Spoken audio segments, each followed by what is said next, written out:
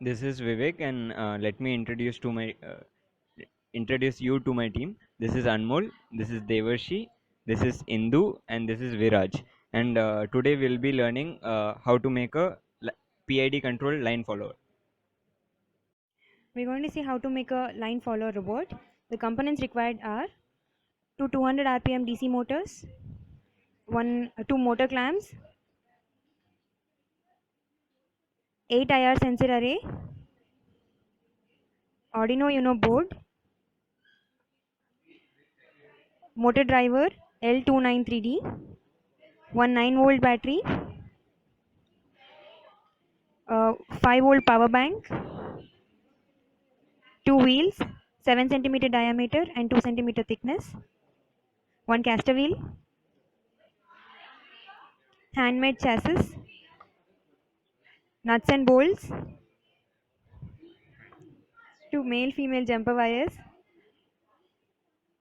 one 8-pin RMC wires, one 2-pin RMC wires, single stranded wires, switch, Arduino USB.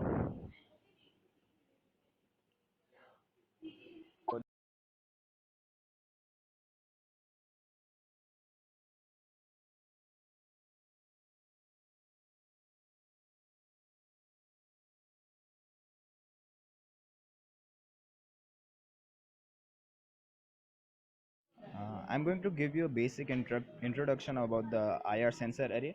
So this is the array, and you can see the IR transmitters and receivers on the back of it, and these will be facing the surface. There's a clearance of about 1 centimeter between the surface and the IR sensor array. So the IR sensor is capable of giving two types of output, analog output or digital output. For our robot, we use the digital output, and you can see that there are two RMC wires over here, and the first one is here over here gives the digital outputs, and this is the ground and VCC which we'll be using for giving the power to the array. There's a wire for each and every of the uh, array transmitter and receiver, and they're put into consecutive pins on the Arduino. So now let us discuss the code of the line follower. Basically, we are using PID control uh, to to make the robot align itself into the line. First, we'll see what all are the components in the code. Now, first we have declared int L1 and L2. These are the two motor pin for left motor, and R1 and R2 are for right motor. And enable ENL and ENR stands for enable left and enable right. And actually, these are controlled by analog right. So basically we'll get a variation of speed. So basically we are using PWM in our robot, and this is the array A8 is for the IR sensor input. We are using digital input for the IR from the IR sensor, and these both are going to be used in the PID function of this code. And this is character select turn is a function that is going to um, understand um, how to turn whenever it encounters an intersection. I mean plus symbol or t symbol. Uh, and this int mod is a function that gives the modulus of the argument. And in set motors, this is a function that will actually make the motor run. So this function will consist the um, idea and the logic of how the motor is going to run. And void turn is the function that is actually going to make it turn. So in void turn there will be a statement where set motors will be used. So from that function void turn can make the robot turn. And this void PID is the function that I'm been telling about. So basically this will align the robot into a line, and this int left and right are assigned 0, and it's not been used in the function. so please don't care about it. uh, Next, void setup. uh, L1 L2 are motor output, so these need to be declared first. Similarly for R1 and R2, and since enable left and enable right are also an output pin, they are also declared in void setup. And serial dot begin is just for using serial dot print line or serial dot print functions. And we'll come to the, this is the main loop, void loop. We'll skip that part and we'll come to um, we'll we'll come to the PID function. I'll explain you the PID function first. Yeah, here is the PID function. So basically in this, what happens is that it controls the robot and aligns it into the line. So that if you see in the video that that has been played before, you will see the first two sensor array, or first two IR sensors are aligned into the line. So that is only possible because of this function. Now we are initializing int I and int power difference. This power difference is basically what is the error of PID. Like if you see, uh, PID stands for proportional integral derivative uh, control. So basically what it does is, you have two paths. One is a path that is been running by a robot, and one is a path is the desired path. The error between them can be controlled by adjusting the PID constants. So basically P stands for proportional, like how much you need to turn so that you come to your set point. Set point is the desired line. And since proportional is always comes with an error because your motors are not so well tuned. And D is the parameter which is going to make it damp, and such that it comes to the set point. Since P and D are enough to make it come to the line, but I is very much required, because if we use P and D only, it would lead to a couple of overshoots. Because of that, it won't come to the line as quick as if you use P, I, and D. So now let's come back to the code. Here I have declared Kp, Ki, and Kd. These are the three constants: proportional, integral, and derivative. They are declared as float because we are going to use floating point value. And int position is the variable that is going to record the position of the robot. So int derivative and proportional are declared in this function, and int last proportional and integral is derived outside the class.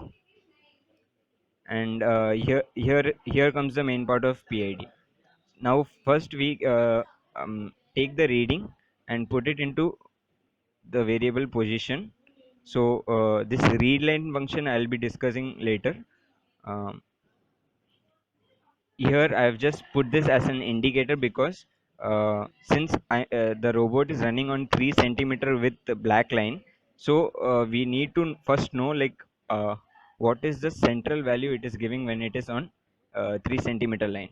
So now our objective is to keep proportional to 0 as quick as possible. So here, since on the 3 centimeter line, if the two arrays are um, kept on it, so it gives a value of 3500. So always position must be subtracted to 3500 such that it will get a weighted location of where it is.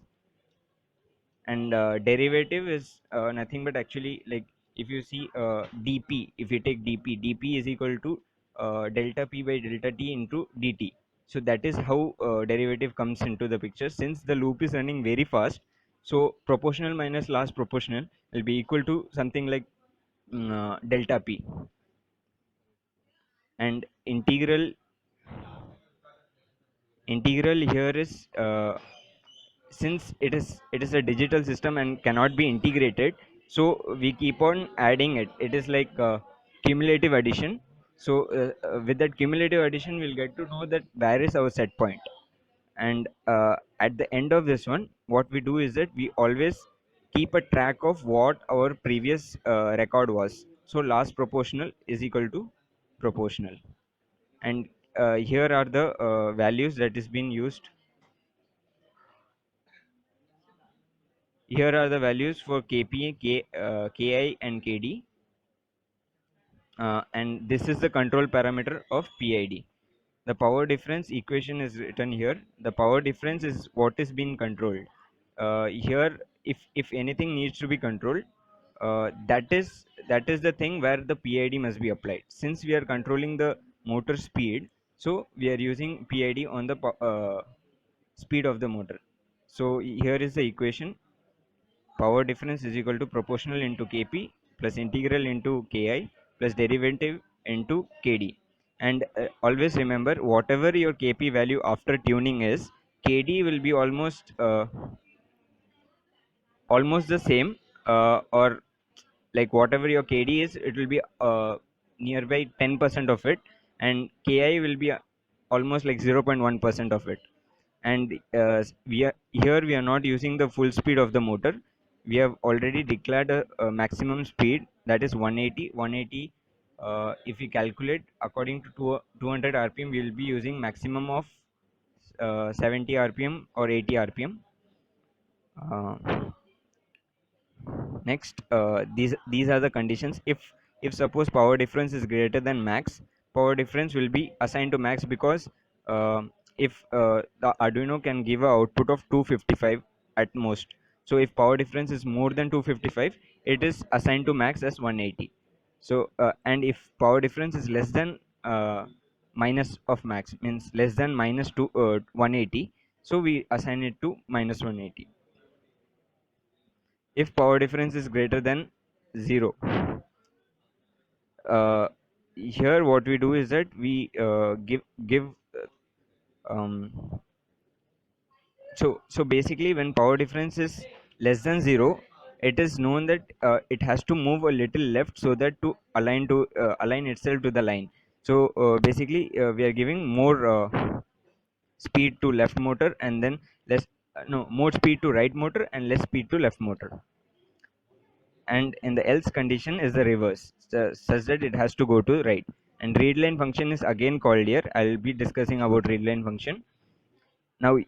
Now this is the place uh, where this function can take care of 90-degree turns. Okay. Yeah, this readline function will be discussed later. And this is the this condition base these two conditions, if and else if, govern how your robot is going to behave on 90-degree turn. Here you can clearly see that all the 8 values are high. Basically, if they detect a line, sorry, if basically they are not detecting any line, they come out of the while loop. Since okay, let me highlight this part. While of 1, this is an infinite loop. So that what happens is that whenever it encounters purely white, means there is no line detected, it comes out of the loop. And if it detects a left or a right line, it comes out of the loop. So when it comes out of this function, it basically goes to void loop, the main function here. So once it comes out of PID function, the set motors are we set the motors as 150 and 150 for left and right, so and give a delay of 20, so that it goes little forward and it aligns itself, means the wheels are on the black line. And here there are three variables again been declared. Found left is equal to 0, found right, found straight. These all are assigned to 0.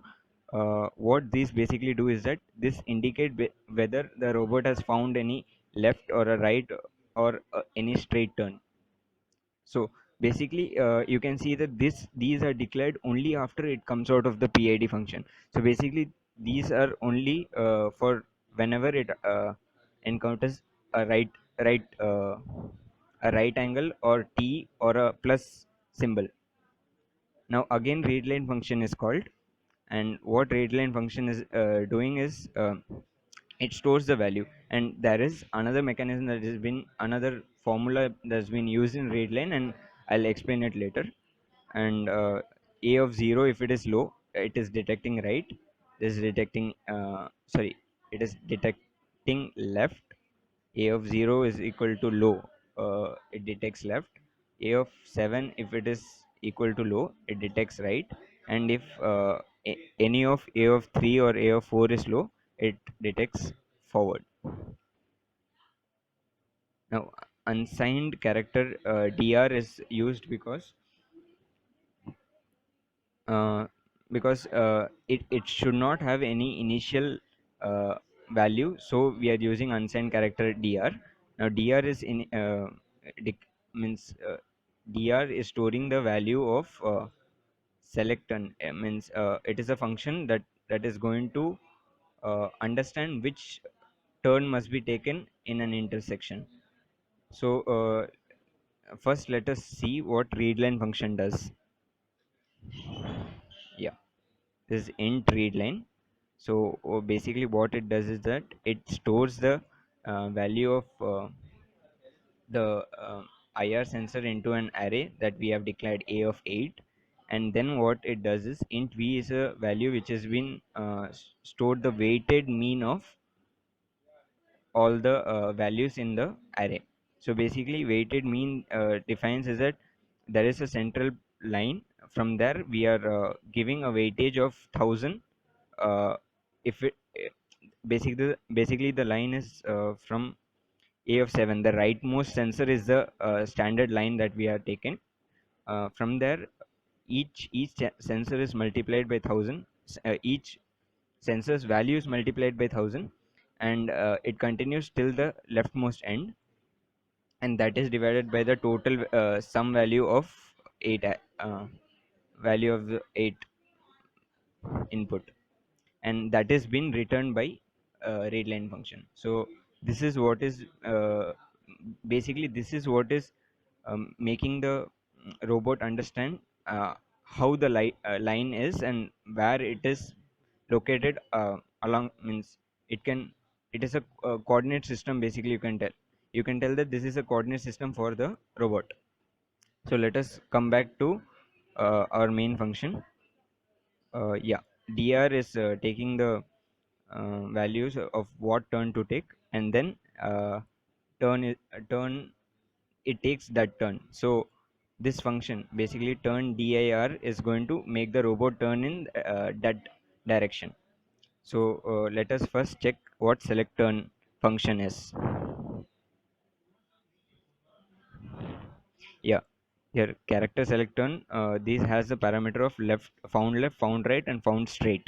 So if so basically our robot is using left hand rule first. So what left hand rule first is, whenever it detects an intersection, if there is a left, availability of left is there, so it takes the left turn. If there is no left turn, it chooses straight rather than going right. If there is no straight, then it has no other way, so it has to go right. If there is nothing detected, it returns back. So this is what is basically driving the robot into a proper way, such that it doesn't confuse between any maze.